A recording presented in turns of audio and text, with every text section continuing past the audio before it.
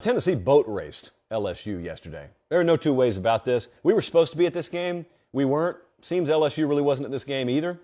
And that's a shame because this one had an opportunity, at least on paper, to kind of be a quiet classic, if you can have such a thing.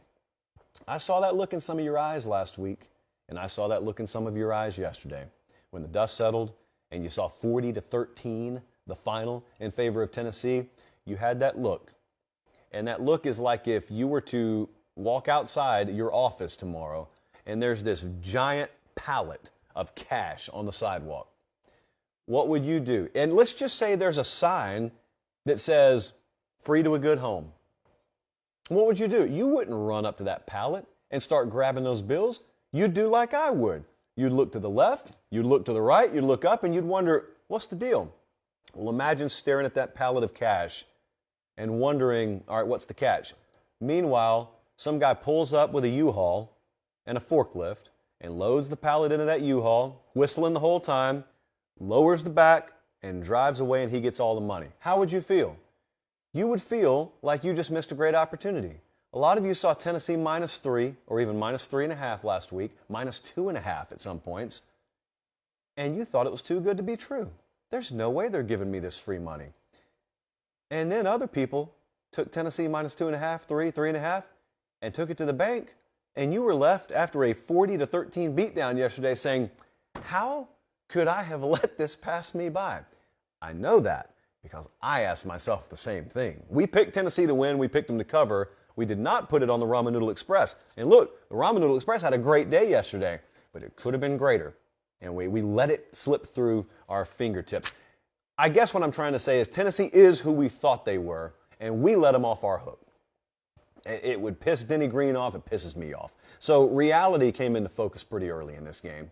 It was not back and forth, nip and tuck. It was nothing like that. LSU botches the opening kickoff, and Tennessee scores. Tennessee gets a long punt return. They go up. If you told me nothing other than that, as a matter of fact, if you told me that's how the first quarter was going to play out, I would have been ultra confident because of how imperative it was for Tennessee to get a fast start to win and for LSU to have them avoid that. LSU's not equipped to catch up, as you clearly see by what the final score was. Two things stand out that I think are going to go overlooked here because of what the perception is of Tennessee. Your perception, bathed in reality, is Hendon Hooker is a Heisman contender and they throw the ball all over the place and they've got a high-octane passing attack. Well, they outrushed LSU 263-55 yesterday. Tennessee's defense was also really good. They allowed 55 yards rushing. That's 2 yards per carry for LSU. You don't think about that when you think of Tennessee. They had 5 sacks. They had 9 tackles for loss. None of us think about that when we think about Tennessee. We haven't seen that kind of defensive performance from them yet this year. Now, obviously, one has to ask, is LSU's offensive line that inept that this just made Tennessee defensively look better? Well, that's why we're going to play the rest of the season. But Tennessee threw the ball 28 times yesterday. They ran the ball 49 times yesterday. Does that sync up necessarily with how you perceive them to go about things? No, but that's how they chose to give themselves the best opportunity to win and dominate yesterday. They're peaking at the right time. I mean, they are 28 for 28 in red zone scoring opportunities this year. I don't need to tell you that leads the country. They are 11 of 14 on fourth down. Is that in the year? Good grief. So they're 11 of 14 going for it on fourth down this year. The LSU side of this equation is as simple as this. They've got offensive limitations. Notice I said offensive and not quarterback. I was told by some trusted sources that Jaden Daniels played horrifically yesterday. And then I went back and rewatched the game. I saw some of it live, but I went back and rewatched the game. He didn't play horrifically. He didn't play his, I'm not even going to say he didn't play his best game. I thought he played pretty good. I mean, all things considered, the quarterback down there at LSU, Jaden Daniels, I thought he played pretty good. I thought he played about as good as anyone could reasonably expect him to, given his surroundings. And by that, I really mean his offensive line.